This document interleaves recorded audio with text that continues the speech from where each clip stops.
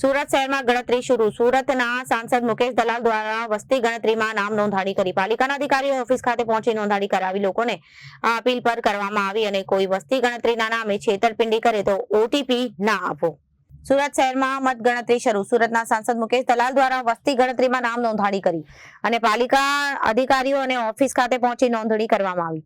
લોકોને અપીલ પણ કરવામાં આવી કે કોઈ વસ્તી ગણતરીના નામે છેતરપિંડી કરે તો ઓટીપી ના આપો અને લોકો સાવચેતી રાખવા અપીલ કરવામાં આવી અને લોકો વધુને વધુ લોકો વસ્તી ગણતરીમાં નોંધણી કરાવી અને અધિકારીઓને સહકાર આપવા જણાવ્યું હતું.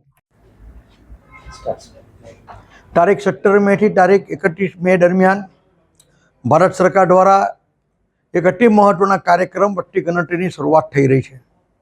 આજે મેં મારી અને મારા કુટુંબની વસ્તી ગણતરી પૂર્ણ કરી છે.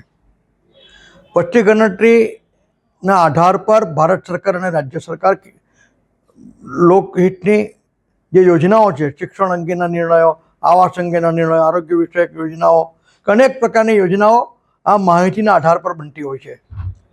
મારી સુરત શહેરના સૌ નાગરિકજનોને અપીલ છે કે આપ આ વસ્તી ગણતરીના કાર્યક્રમમાં આપ સાથ સહયોગ કરો ને આપના દ્વારે જ્યારે વસ્તી ગણતરીની ટીમ આવે છે ત્યારે તે લોકોને સાચી અને સચોટ માહિતી આપી રાષ્ટ્ર નિર્માણના કાર્યક્રમમાં આપ સહયોગ કરો. આ પ્રક્રિયા દરમિયાન આપના મોબાઈલ પર જે પણ કોઈ ઓટીપી આવે છે તે આપે કદી પણ કોઈને શેર કરવાનો રહેતો નથી.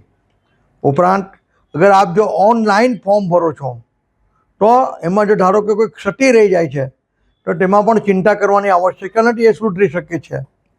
આથી મારી સુરત શહેરના સૌ નાગરિકજનોને અપીલ છે કે આપ આ વસ્તી ગણતરીના અતિ મહત્ત્વના કાર્યક્રમમાં સાથ સહયોગ કરો. ક્યાં તો પ્રત્યક્ષમાં ત્યાં ફોર્મ ભરો અથવા આપનું ફોર્મ ઓનલાઈન ભરીને રાષ્ટ્ર નિર્માણના કાર્યક્રમમાં આપનો સહયોગ કરો. Bureau report Janadesh.